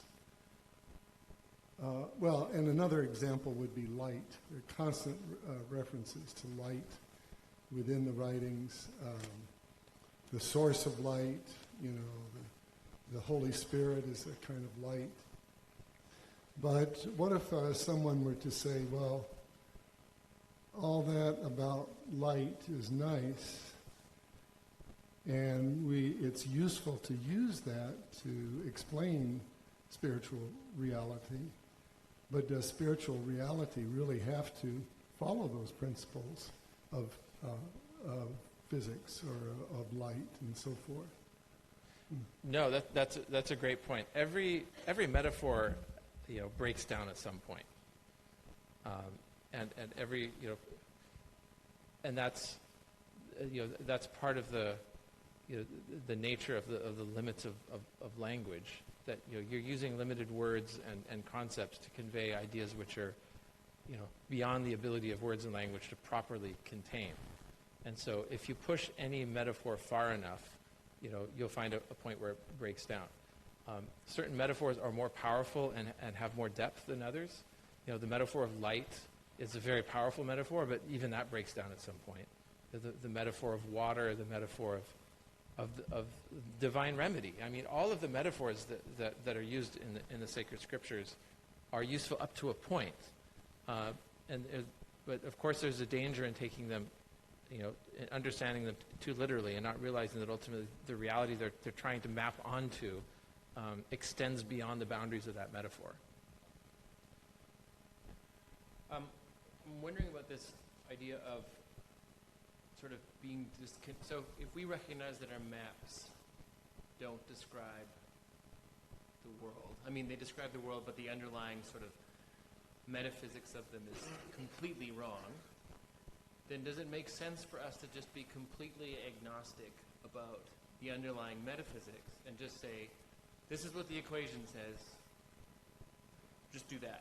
Don't think about that it's space-time, just that's what the equation says, whatever. Is there value in holding in our head a belief in the thing that we know is wrong? Right? And so then the connection with that, if we're connecting it to the spiritual world, is, and this sort of came up from an earlier conversation, is there value in believing, like, is there, when Baha'i says, I'm the manifestational God, but it says also that these are realities we can't understand, is there value in having any belief at all and just following what Baha'i says because he said it? That's such a good question. In the realm of physics, it's almost a joke with regard to all of these funny philosophical questions about quantum mechanics that the actual quantum physicists just say, "Shut up and calculate." You'll get the right answer in the end, but don't worry about the philosophical implications of it. And that may work in the realm of physics, but does that work in the realm of religion, in the realm of spirituality? Can you take religion and drain it of all the bright metaphors and the beautiful language and the concepts that, in the end, we may acknowledge are Newtonian approximations or ultimately aren't going to map onto the ultimate reality? Can we just replace all of that, let's say, useless metaphysical baggage with just a set of do's and don'ts? And here's the ethic. Don't worry about the metaphysics behind the ethic. And I think my guess as to an answer is that no, we can't do that because of human nature. I mean, we need to be motivated, and the metaphors and the stories, the narratives, despite them being not 100% correct, despite them being, I don't know, the fingers pointing at the moon, to use one metaphor from Eastern metaphor. It's like you're trying to get to the moon, and you've got the finger, all you can see is the finger pointing at it. And a lot of people get stuck on the hand and the finger, and they don't understand that the reference is to the moon. Can you get rid of the hand and the finger and just get to the moon? Well, maybe your attention wouldn't get drawn to the moon if you didn't see the hand and the finger in the first place. I mean, the point is there may be deep, even, let's say, psychological reasons to need these narratives and to need these metaphors as a motivator of human action. But to take the question and to sort of look at it from the opposite angle, there are people in the world today who are trying to get at essentially the same set of actions from a purely secular context. So I'll give an example of Sam Harris in his book, The Moral Landscape. So he's trying to get at sort of, let's say, similar conclusions about how we need to act in the world. That we need to be concerned with justice and we need to act in regard to the needs of others. And, a lot of the conclusions he wants to get to are effectively the same as the whole Judeo-Christian Islamic, ethical framework that we've had all along. And he's trying to get there entirely from zero, from just logic. And it can be argued that even if you could do that, it doesn't provide the motivation to do it. It's like, and that may be down to just how we're constructed as moral beings and as agents in the world, and how we've come to exist on this world, that we need the story to go along with the action. Maybe in an ideal world populated by moral robots, all you would need, you could just totally evacuate, the metaphorical content and just get straight to the business of what to do. But my intuition tells me that would be like taking the music out of the story. I don't know how else to put it.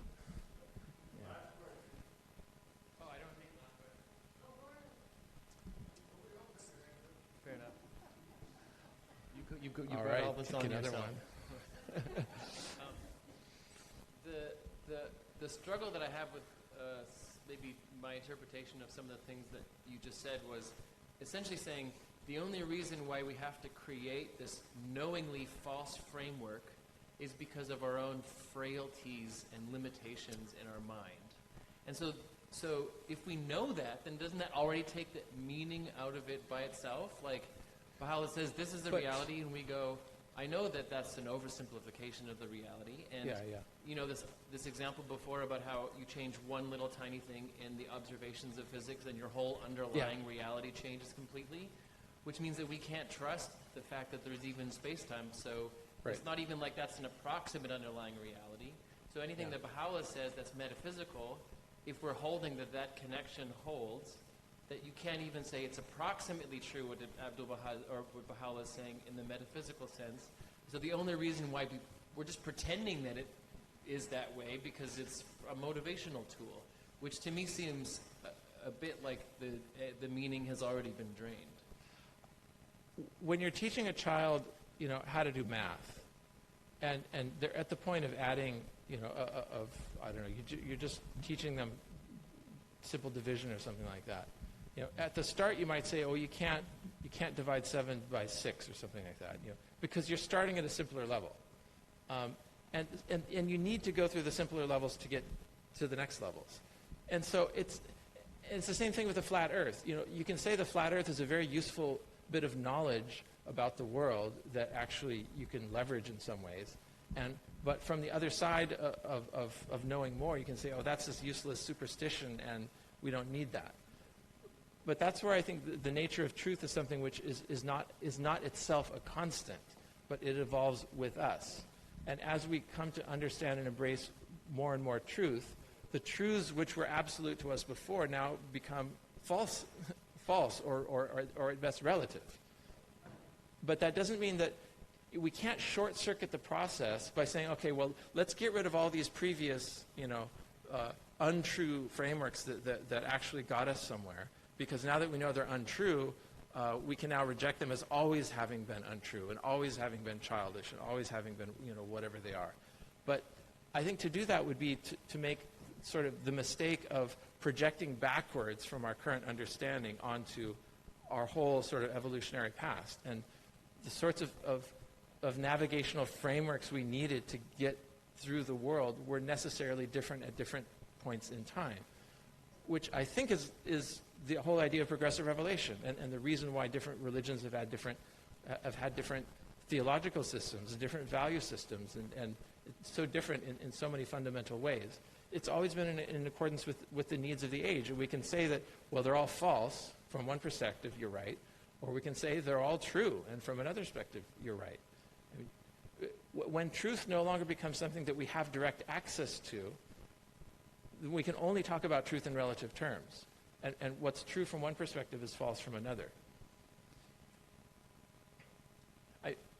And again, that's not saying it's not a sort of, anything goes now because we've now sort of let go of the idea of truth. It's, there's only a subset of possible frameworks that actually are aligned with this reality.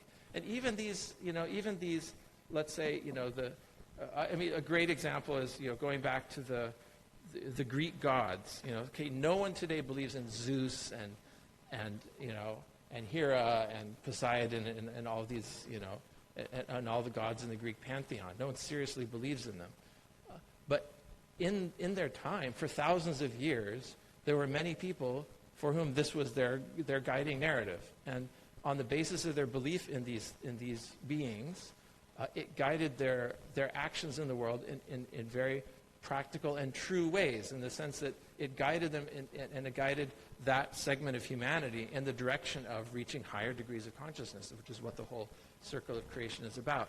We can now look backwards, and it's very easy for us to sort of shoot fish in a barrel and say, these old theologies are total nonsense, and how could people have ever been so childish in the first place, and so forth. But that's, I think, missing the point that in their time they were useful navigational guides, and as such, they were true. They were remedies, as Baha'u'llah himself describes his own revelation. It's a remedy. He doesn't say this is unchanging truth. He says it's a remedy for a certain illness of the age. And the truth and falsity ultimately becomes determined by whether it does what it's set out to do. Is it advancing human consciousness to the next level in its evolution? Thank you.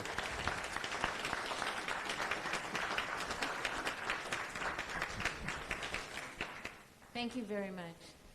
And before we take this break for the free time, I just wanted to maybe mention a few things. That dinner will be at 5:30 p.m. And a reminder that during this time, if you haven't had a chance to write a little love note to Ginny, there's some papers over there that you can put in the box.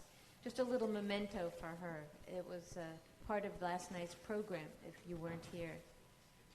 Also, some people may be leaving today, and we just wanted to thank you again and ask if you can submit an evaluation form before leaving.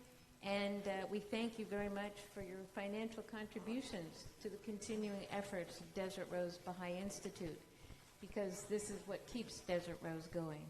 Thank you very much, and have a great dinner, 5:30. Oh, and the bookstore, sorry. The bookstore will be open at 5:30. It might even be open earlier, I'm not sure. But the program says 5:30 to 6:30. Bookstore, the Treasure Chest, the Cardenia's Jewelry, and the Sheridan Studios, if you want to take a peek at the development down there. I don't know.